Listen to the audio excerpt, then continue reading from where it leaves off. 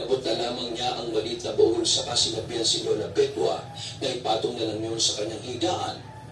Pagkaalis ni Tio Badong, sok na rin sa kanilang bahay si Lola Petwa.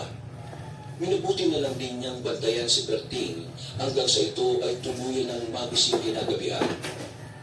Nagutom po ako, Lola. Kaya hindi ka na sa kusina. Maigi siguro kung kumain tayo ng hapunan. Na lang natin hintayin ang tiyuhin mo at baka anong oras na naman yung umuwi. Malis na naman po pala siya.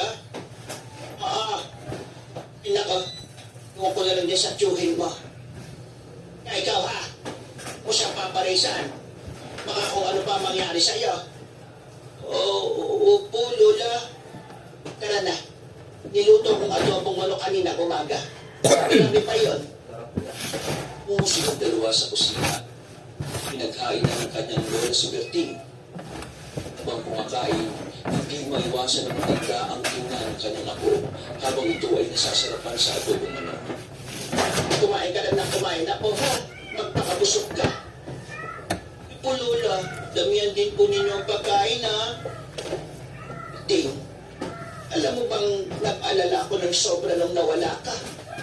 Pinakala ko baka dinukutan na ng mga aswang, eh. Awal po, Lola. Hindi ko po inakala kasi naabot ko ng mga ilang buwan dun, eh. Laglag ng aswang. Ilang oras lang ako mawawala. Ayos lang yan.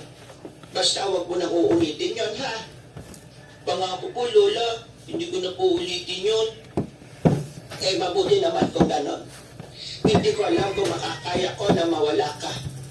Halos hindi na ako makatulog dahil sa pag-aalala sa'yo, Apo. Ganun po ba, Lola? Naku, patawad po talaga. Ayos lang yan, Apo. Basta, wala nga uulitin. Opo, Lola. Ikinagpatuloy na lamang nila ang kanilang pag-aapunan. Nung matapos na sila, lumipat sila sa sala at nagtuntuan sila hanggang sa makaramdam sila ng antok. Noong mga panahon yun, hindi pa rin nakakawi si Tio Badong. Ay, nako. Bakit kaya hanggang ngayon eh, hindi pa rin nakakawi ang tsuhin mo? Hindi ko po alam. Baka nawili lang po sa barkada niya. Ay, sana nga. Barkada lang ang dahilan niya. Kinakabahan na ako sa inyong dalawa eh. Pakiramdam ko anumang oras ay mawawala kayo sa akin. Huwag po kayong mag-alala, Lola. Kung mangyayari yun, alam kong kayang pangalagaan ni Tio Badong ang sarili niya kung sakali mang malagay siya sa alanganin. Ay sana nga, Berting. Tayo na. Matulog na tayo. Iwan ko na lang na hindi nakakandado ang pinto para makapasok na rin siya mamaya. Sige po, Lola. Hanggang ngayon eh, inaantok pa rin po kasi ako eh. Nilubuti nilang dalawa ang pumasok sa silig at mahigana. Pagkalapat ang likod ni Lola Petwa sa banig, agad siyang nakaidlip. Samantala, kahit na inaantok na si Berting, parang may kung anong pumipigil sa kanya para maipikit niya ang kanyang mga mata. Kaya itong nangyayari, bakit kaya para akong kinakabahan? Ilang beses pang nagpalit ng kanyang posisyon si Berting. Ngunit kahit na anong gawin niya, ay hindi pa rin siya makatulog. Dahil dito, napalingon siya sa kanyang Lola Petwa. Ubusin na natin sila, Tiyo, at makauwi na tayo. Sige, siguraduhin na lang natin hindi na sila mabubuhay. Baka gaganti pa sila kung nagkaroon sila ng pagkakataon. Tama kayo dyan, Tiyo Badong. Sige na, tunan natin ang ating pansin sa mga nilalang na ito. Bukas, kuradong dumamdanak na ang kanilang dugo rito. Ipinagpatuloy nila ang kanilang pakikipaglaban sa mga aswang.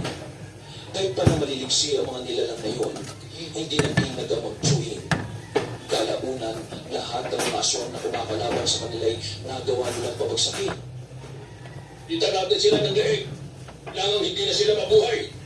Sige po, Tiyo. Doon ako mag-umpisa. At ito na pala dito. Sige, kasiguraduhin mong tatanak ang dugo nila. Kung magkataon, may ibang aswang na tutulong sa kanila para mabuhay. Nagagantihan nila tayo. Susunod po, Tiyo Badong. Sige na po. Pupunta na ako doon. Naglakad si Berting patungo sa bahagi kung saan meron din mga aswang na nakahandusay. Ang ilan sa kanila ay buhay pa at sinisigap na makatayo. Noong mga panahon yun, nakaramdam na ng awa si Berting sa mga aswang. Kaya natigilan nito. Agad naman siyang napansin ng kanyang tiyuhin. Hindi ka dapat maawa sa mga kagaya nila. Demonyo sila at salot sa ating mga tao. Sige po, Tiyo. Tutuluyan ko na ang mga ito. Ama nga po kayo. Pinagmasdan ni Berting ang mga aswang na naghihingal pa.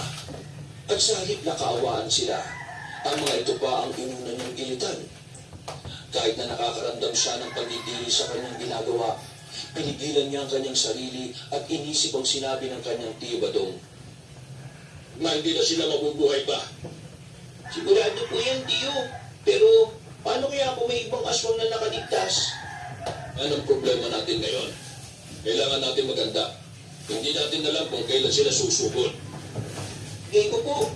Dahil naman po nakaligtas sa mga aswang na napaslan natin. Ano nga, Berting? Una, tsak na hinahanap na tayo ng lola mo. Hindi po itulog niya kanina. Salamat, Berting, ha. Siguro kung hindi ka nakarating, hindi na rin ako nakauwi. Tsak, paalala ng gusto sa'yo si Lola Peto, ah. Si Naning Pepo nga pala. Berting, baka mamaya magising pa yung matanda at malaman niyang wala ka sa tabi niya. Sige po, uwi na po tayo, Tiyo. Tayo na. Nililisan nila ang kanilang paglalakad pauwi sa kanilang sityo. Sakto